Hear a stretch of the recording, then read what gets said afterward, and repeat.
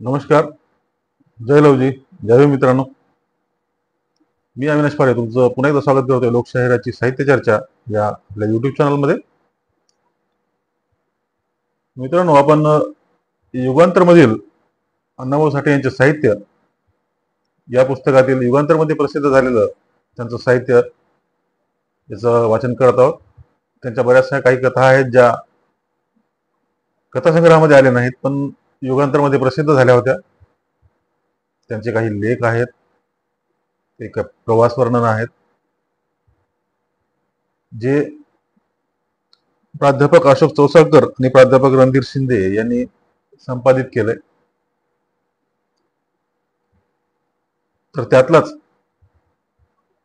माझा रशियाचा प्रवास या प्रवास वर्णनातील एक चॅप्टर आहे, मुंबई ते मॉस्को. आज आपण तो बघणार आहोत. आपल्या चॅनलवर नवीन असणाऱ्यांनी चॅनलला सबस्क्राईब करा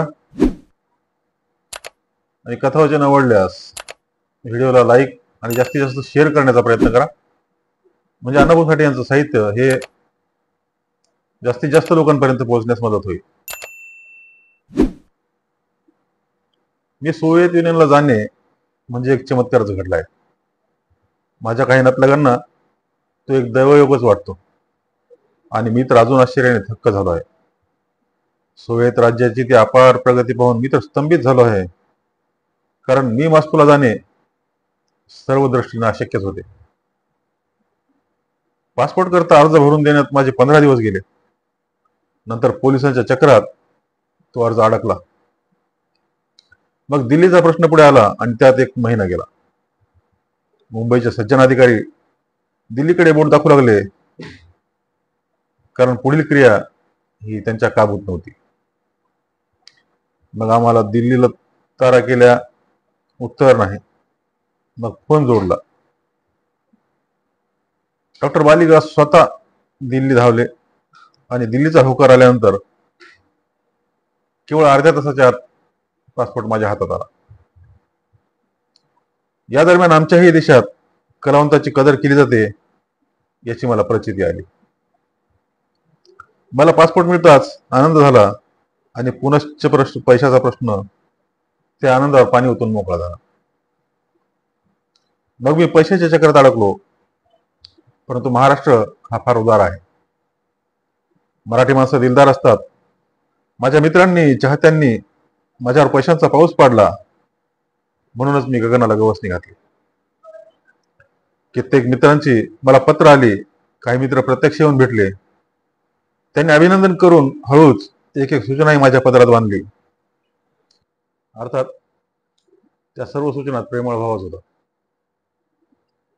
मी सोव्हिएत रशिया कसा पाहावा, सामान्य कामगार तिथे जीवन कसा जगतो, समाजसत्तावादी समाजरचना कशी आहे, बेकारी आहे का, तिथे घरांचा प्रश्न सुटला आहे का, देवांची परिस्थिती कशी आहे, हे अशा अनेक प्रश्न मला सुचवण्यात आले.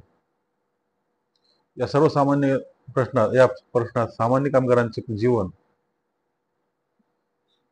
या सर्व प्रश्नात सामान्य कामगारांचे जीवन या प्रश्नाची संख्या फार होती आणि ते सर्व प्रश्न सूचना मी गाठीला बांधित होतो. अखेर 11/8/1960 रोजी शिवशक्तीचा मंगल आशीर्वाद, मित्रांचे हार, सुवासिनींचे कुंकुम तिलक घेऊनच मी आयुष्यात प्रथमच या महाराष्ट्राच्या आकाशात झेप घेऊन दिनांक 11 रोजी दिल्लीत पाय टाकले. तेव्हा आपण या शहरात निराधार आहोत असा वाटून मी वावरलो. पण काय अन्या, आलास, या असं उषाताईच्या हाकेने पुन्हा भानावर आलो. आपण निर्वासित नसून आपल्या घरी असल्याचा भास झाला. सारेच मला अण्णाभाऊ म्हणतात, पण उषाताईच मला अण्णा किंवा अन्या म्हणतात. त्या जेव्हा मला अण्णा म्हणतात तेव्हा त्या गंभीर असतात, त्यावेळी त्या उषाताई असतात, आणि जेव्हा मला त्या अन्या म्हणतात तेव्हा त्या ताईऐवजी आई असतात. असा माझा कित्येक वर्षांचा अनुभव आहे. त्यांची अन्या ही हाक ऐकताच मला आनंद झाला आणि आपण बेघर नसून आपल्या माहेरी आहोत असं वाटलं. दिनांक 13 रोजी माझ्या पुढील प्रवासाची तयारी झाली. उषाताईंनी विमानात भूक लागेल म्हणून जेवण बांधून दिलं. रशियात भयंकर थंडी असते म्हणून एक स्वेटर दिला. पुढे रशियात त्या स्वेटरचे नामांतर करून मी त्याला चिलखत म्हणू लागलो. निघण्याची तयारी करून मी आपला ओव्हरकोट घ्यायला गेलो आणि पुन्हा स्तंभित झालो. कारण की कॉम्रेड डी म्हणजे डांगे स्वतः ब्रश घेऊन माझा ओव्हरकोट स्वच्छ करीत होते. आपण भारतीय कामगारांचे महान नेते आहोत हे ते विसरले होते आणि दिग्मीड होऊन मी त्यांना पाहत होतो. तो प्रसंग माझ्या मनावर कोरला जात होता. जेव्हा मी निघालो तेव्हा डीने माझ्या अंगात कोट घालून माझी पाठ थोपटली. ज्या हातांनी मुंबईचा झुंजार कामगार घडवला त्या हातांच्या स्पर्शाने माझा काळीज डोंगरा एवढं झालं. डोंगरा एवढं काळीज उरात घेऊनच मी चितोड की राणी या भारतीय विमानानं आकाशात झेप घेतली. त्यावेळी माझी मनस्थिती भलतीच नाजूक झाली होती. सोव्हिएतकडे जाण्याचे सुख आणि मायभूमी सोडण्याचे दुःख यांचा विलक्षण संधिकाल माझ्या अंतःकरणात उदय पावला होता. आणि त्या संधिकालातच माझ्या गगनातील पहिला प्रवास सुरू झाला होता. तेव्हा आमच्या शिष्टमंडळाचे सभासद गंभीर चर्चा करत होते, पण तिकडे माझे लक्ष नव्हते. दुरून दिसणाऱ्या हिमालयाचे मी दर्शन घेत होतो. त्यावेळी विमान हिमालयाला वेढा घातल्याप्रमाणे वळसे घालत होते. त्याचा वेग अगदीच कमी होता, परंतु तो तसा कमी नव्हता. कापसाच्या ढिगावरून सरपटावे तद्वत विमानाच्या ढगांच्या राशीवरून सरकत होते. खाली ढगांचा गडद थर, वर आकाश आणि मधून ते विमान भरारी घेत होतं. क्षणाक्षणानं ते सोव्हिएत देशाकडे थांबत होतं. बरोबर 5 वाजता चितोड राणीनं उझबेकिस्तान राजधानी ताश्कंद विमानतळावर झेप घेतली. तेव्हा ताश्कंदचे मित्र टवटवीत फुले घेऊन आमच्या स्वागतासाठी उभे होते. त्यांनी दिलेली ती समाजवादी धरणीवर फुललेली फुलं घेऊनच मी त्या धरणीवर पहिलं पाऊल ठेवलं.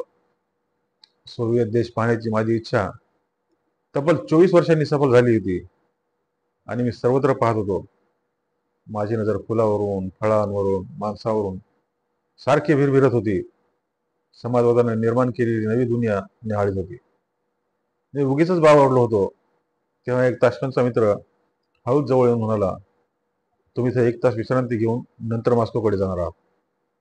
ते पहा, सोव्हिएत जेट विमान तुमच्यासाठी सज्ज आहे. मी चटकन गिरकी मारून त्या विमानाकडे पाहिलं.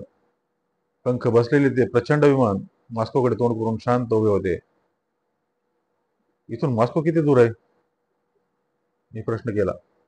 त्यावर तो मित्र म्हणाला, फार दूर आहे. दुसऱ्या विमानांना 8 तास लागतात आणि हे जेट 4 तासातच जातं.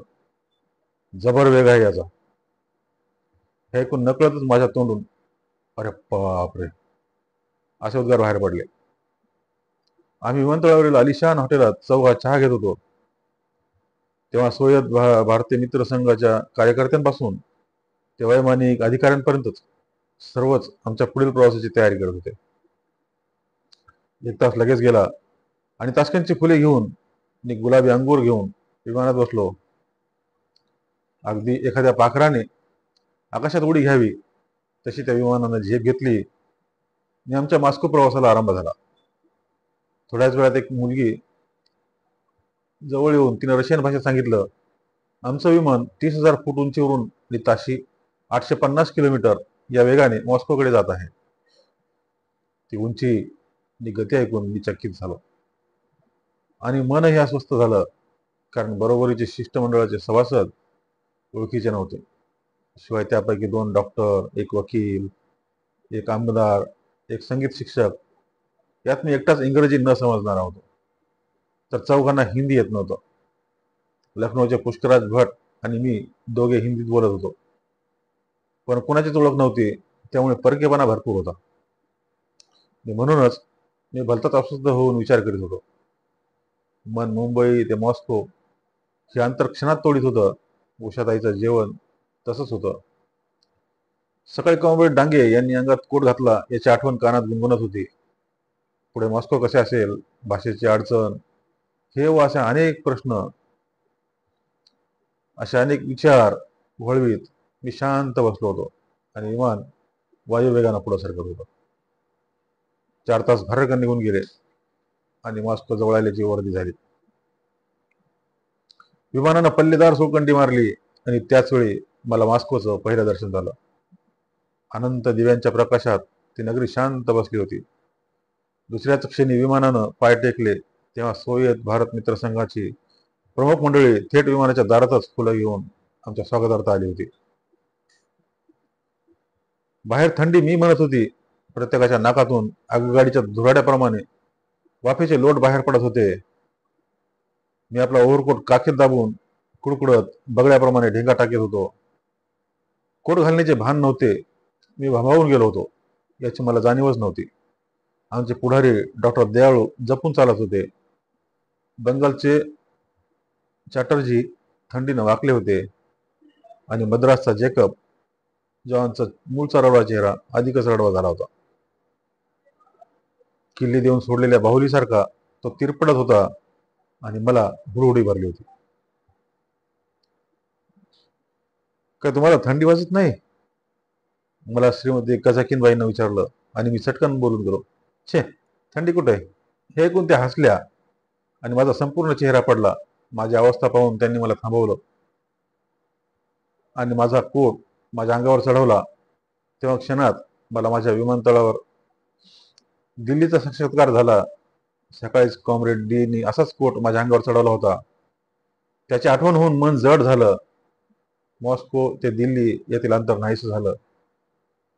मी जगात अंतर असलं तरी माहीत नसतं याची उमज पडली. धन्यवाद.